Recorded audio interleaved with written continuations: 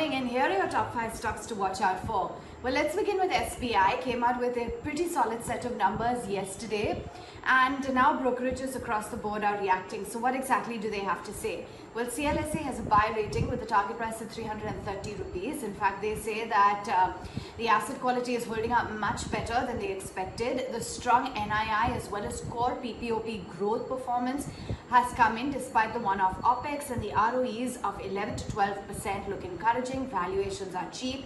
Goldman Sachs has a buy with a target price of 301, saying that the Q2 operational beat has seen with more confidence on the balance sheet, and the management has continued to strengthen balance sheet, high operational quality.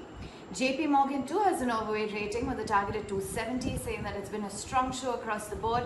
Recoveries in the second half can aid earnings. Moving on to HPCL, which came out with its numbers as well. Revenues at 61,661 crore rupees, down 7.3%. PAT encouraging at 2,976 crores versus 761 crores. And the margins as well strengthened to 5.9% versus 3.5%.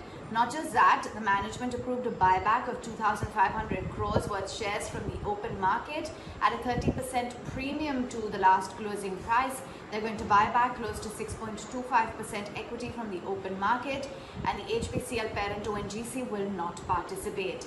CLSA has an upgrade to the stock with a buy rating from sell with a target at 225, saying the buyback is going to give the right bang for the buck, and the open market buyback of more than 18% of the current float is very good.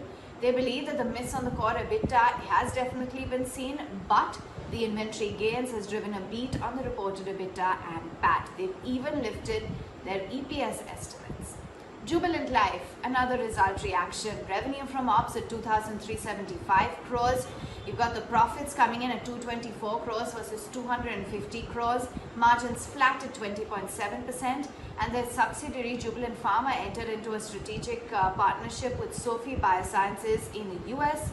Jubilant, with 25% equity holding, will now be an equity partner of Sophie. And United Spirits came out with its numbers. The revenue net excise duty at 2,145 crores, PAT down 43% at 128 crores, margins at 12.8% versus 18.1%, and the underlying net sales declined after adjusting for the one-off of the bulk Scotch sales last year. Prestige and above segment net sales grew 1%. And you've got PVR Inox all in focus and trade today, as the Maharashtra cinemas now have permitted opening their theatres. A single screen, multiplex, drama halls all from today, saying that they can function outside containment zones with a 50% capacity. No eatables will be allowed inside, and SOPs will have to be followed and maintained. Inox as well has begun the process already to reopen their units in Punjab, Tamil Nadu and Maharashtra pursuant to this notification.